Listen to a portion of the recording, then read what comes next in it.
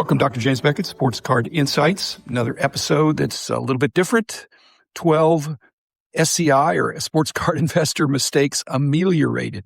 Geoff Wilson, one of the podcasts I listen to regularly, he had 12 mistakes he thought he made. 2025, I think he was hard on himself. So I'm ameliorating those in a sense that it sounded bad, but I think it's better than what he said. When we reflect back at the end of the year, sometimes we think, boy, I wish we'd have done something different, but we make more right decisions than wrong. But I want to take another look at his 12 things. So you can listen to his episode, it was on a week or two ago, where he unpacked these 12 mistakes. I'll give you the summary of it, and then I'll give you my take on it, which, like I said, I'm not giving him a pass.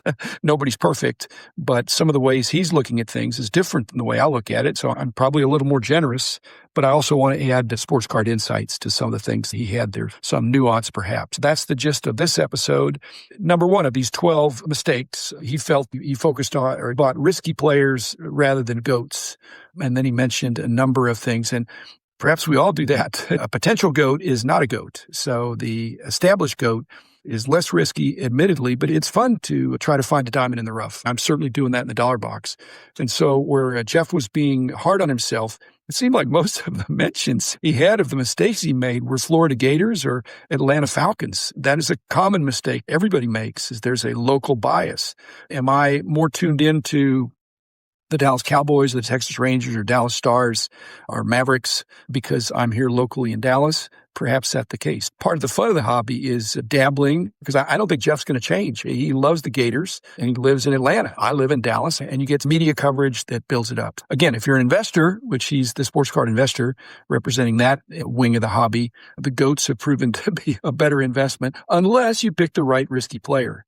My final insight on number one here is that if it's a risky player, a player that hadn't made it yet, and the main reason you like him is because he's from your hometown, that he needs to be somebody that might have enduring value. Number two was buying too many boxes or too many breaks versus buying singles. I don't do either one. I buy groups of cards because I want to buy more like wholesale. But buying singles, buying exactly what you want, I admit. He's talking about next year being a kind of 50-50, or the 50-50 you're buying boxes or into breaks. In other words, not knowing exactly what you're going to get versus singles. And yet one of his sponsors is Arena Club with the slab packs.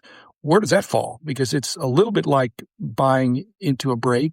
It's a break of cards that are packaged, but it usually includes a slabbed single. So I regard that as more in the box and break category. Not, I love this player. I love this set. I love this card. So I'm going to pay. I actually want to get a good deal on it, but I want to be buying something I want to have. I want to get a good value, and I want to get something I want. It's like the Miller Lite commercials of more taste and less filling. Why can't it be both? Breaks now, which are well established, and opening up boxes and opening up packs, that's part of the lifeblood of the hobby. So I feel like Geoff's on track there. 50-50.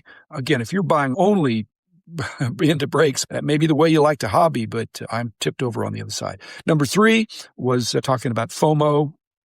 Many of us can get caught up in auction FOMO, and the reason I don't bid on things very much is because I don't want to get caught up in that. But who's talking about non-auction FOMO? Because I think FOMO is frequently thought of, I don't want to miss out on this item. It's up for auction. Am I going to be able to see it again? Is it rare? Is it scarce? Is it going to go high? Is it going to go low? But when it's a fixed price thing, or you're walking around the National, there's true FOMO there. You can either buy it or keep on walking. That's another kind of FOMO, because the auction FOMO is just, I'm going to make one more bid. I still may not win, but you could still bid, and then you get caught up, and sometimes people wind up bidding more than they should. Number four was buying raw cards and assuming they're PSA 10s. Obviously, a BGS guy, I'm thinking about BGS 9.5s. But a 9 is a pretty good card too. But if your investor calculus is that I'm going to buy this raw and I'm going to assume it's going to be a PSA 10, you'll probably be right about half the time for new cards, because most cards do come out mint or gem mint, especially the chrome, the shiny ones. But what I recommend on that is, before you're buying a raw card, assuming it's a PSA 10 or gem mint for any service, get a second pair of eyes. And I don't mean a pair of glasses. Get another person who just says, what do you think? And you're going to find out that some people cannot grade at all, and other people really have good eyes and can see. So have a buddy that is a second pair of eyes, where you maybe evaluate some of his and vice versa, because you can't assume it's a PSA 10. But if you look at it and you see a flaw and you think, well, that's not that big a deal, is probably not a 10 then. It doesn't have to be perfect to be a PSA 10, but it needs to be gem mint. Number 5 was release week hype. I totally agree with that. I don't really do that, although I do occasionally get early boxes. I think the release week hype is the worst when it's a kind of flagship brand and some of the lower level brands where you're going to print a lot of it. I think that's what Geoff is talking about. So I agree with that. I don't fall into that because that's not the way I hobby. But when stuff comes out, to be the first one to own something when a week later 10 other people have it as well, if it's a base card or a very common prism or refractor. Number 6 was ignoring the sunk cost fallacy. And I've mentioned that many times. The sunk cost fallacy is a problem. The dealer says, this is what I have into it. But here's another way to look at that. And that is that a dealer that bought a card for $100 and now the latest comps are $50, he doesn't want to sell it for $50. And I don't blame him. But if he needs to get the money, $50 is the going rate. On the other hand, the psychology that the dealer can also be using is this used to be a $100 card, and I believe it's going to go back up to $100. I believe the player was injured or just was in a slump. I'm going to wait it out. The stock market is like that. It's already been tested at $100, that card. It's easier for a card to go back up sometimes to a value that it already held. That happened in the pre-COVID, post-COVID. Things bounced around. But if once something gets up to a certain level, that sometimes can anchor in a way that's more subtle than the sunk cost fallacy. It's that dealer believing that, hey, I think it can go back to where it used to be. Again, the player's got to perform. There's got to be increased demand. Again, if something is going down and you really feel it's going down, then the sunk cost fallacy is a big deal. If it's bouncing up and down, then the sunk cost fallacy is, I'm going to wait. Okay. And you could be rewarded. So sunk cost fallacy, always to be considered, but sometimes to be considered in that other way. Number 7 was confusing scarcity with demand. There's rarity, there's scarcity, there's demand, there's supply, but all that is based on price. The demand of a card and the liquidity of a card and the scarcity of a card is based on the price. When the price goes up, these scarce cards sometimes aren't so scarce because they come into the auction. Be thinking about rarity. There really aren't very many of these, but even then, when the price goes up, sometimes the higher the price, the higher demand. Not always, but sometimes that means the available supply increases. Number 8 was investing in non-liquid cards. I just had a conversation with Logan Ward about that, about how that doesn't really apply that much in the NASCAR world. And the reason is they're looking for the non-liquid cards because they're collectors. They're more pure collectors. As Jeremy Lee would say, they're more purists. And frankly, those non-liquid cards, if you're very patient, which I am, they eventually can be easily sold, but I wouldn't advise putting them on auctions. You put a fixed price, but if you're more the investor type, the tycoon, if you bought a non-liquid card, if you hold it out there and just use reverse psychology as a dealer and say, I don't really want to sell it, but if I would sell it, it's really hard to find. You don't see it very much. And you're not saying it's not liquid, but it's not easily sold because there's a very small number of people interested in that card. And if it's non-liquid, low supply, but low demand, that's the problem. If you don't have very many buyers, that's the definition more of liquid to me. Otherwise, it's by price. Number 9 was buying what you don't understand. And again, ameliorating that, or another way to look at it's more favorable, is that sometimes if you commit to a product, I think people did this with F1. I think some people have done this with soccer. And if you got into Pokemon and you didn't know anything, you probably still made a lot of money if you got into Pokemon 5 or 10 years ago. Buying boxes, buying collections. I think if you're buying specific cards, you need to know something about that. But if you don't understand, there may be an opportunity. In other words, that first box that you buy that you don't understand, that may be your first step in committing to learning about that. So it's a low-cost probe. There's buying what you love or buying what you will love, what you might love. The commitment in marriage is, do you get married and then fall in love, or do you fall in love and then get married? Hopefully it's a little bit of both. So when you're committing to getting into soccer, you may not love it when you get started. You may not understand it, but if you jump in and fully commit, you may be surprised you really have something you really enjoy.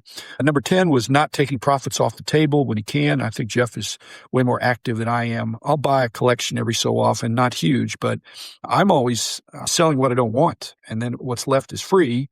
I don't sell the best stuff. I sell the worst stuff, or I sell the stuff that is less important to me. If I were in the world of buying and selling and flipping, I would want to be selling the cards that, number one, are not as meaningful to me for me to hold, and ones that I felt have peaked. Now, it's very difficult to time the market. Just because something is a good deal now, it might not be a good deal if the price is tanking. It might be a great deal if you pay above comps and it's skyrocketing. So buy the dip or sell the peak. People usually talk about that in hindsight. There's a lot of ways to go wrong. But if you see something plateau, and it's not that important to you, and you're consolidating your collection, then again, sunk cost fallacy, you can take your profits off the table. I'd really put cash in my pocket, and that means selling cards that, like I said, I no longer want, and I think it peaked in value. Whether it went up or not, I want to get full value at the current time for what I have, if I can. Number 11 was a criticism of not more carefully tracking your collection. And there's a couple ways to do that. Number one, are we talking about knowing what you have or knowing what you have, what it's worth? Is this a list of inventory or is it more of a financial statement? And I go back to Jeremy Lee's hobby spectrum, is that if you're more of a purist, you want to know what you have. And if you're more of a tycoon, you're going to want to know what's the value of what you have, and probably to a high degree. Geoff is over toward the tycoon in the investor side, as his following is about that too. And I think that's really important. And really, when you're talking about tracking your collection, what it's become, which was in the days when I was doing it, it was really listing every card. And now it's like what the insurance companies do. They don't really care how many 1988 Topps Commons you have. They want you to list out what cards you have. They're $100 and up, or whatever the number is that insurance company says. The others are, as we would say, not very liquid. Most of the value is going to be in the better cards. And so tracking your collection is important. I agree. In fact, there's some purists that come to the Dallas show. It's a husband and wife, and I bet they have a pretty good collection, but they are filling in their want list, and they have a physical, in real life checklist albums with a 3-ring binder, and they are marking off, and they're always buying big hunk of cards to fill in their sets. Okay, that's not, I think, what Geoff is talking about. But when I go to a dollar box, I'm not tracking. I'm just buying if I think that it's a good deal. So I don't have to worry about that because that's the way I hobby. But most people need to know what they have and know what it's worth. And so I agree. That's what most people do. You don't want to buy a second copy. Now, me, I don't mind buying a second copy if it's a good deal. Let's see. And lastly, which is excellent, forgetting why you collect. And I'm going to say it's for fun. But the fun can be the fun of the connection with your friends. It could be the fun of making money. It could be the fun of discovery. So much depends. And I recommend you jumping into, as you're consuming content, that Jeremy Lee's Hobby Spectrum Assessment would point out to you that just forgetting why you collect, but also forgetting how you collect. Geoff, those are excellent 12. I think being harsh on himself to call them mistakes. They're things he's learned from, and I'm trying to add to that perspective. If you're more of a tycoon, then that's why you collect. And if you're a purist, then you're collecting to complete sets or to have the cards you love from the players that you're connected with and enjoying the relationships along the way. Thanks, everybody. Thanks, Geoff, for putting this out. And I will see you at the next Dallas show. You're coming to those frequently, and I'll see some of y'all there as well, or at the National. Got questions or comments or mistakes that you've made, you can send them in to drjamesbeckett@gmail.com, and have a great weekend. The man in the house of cards is doing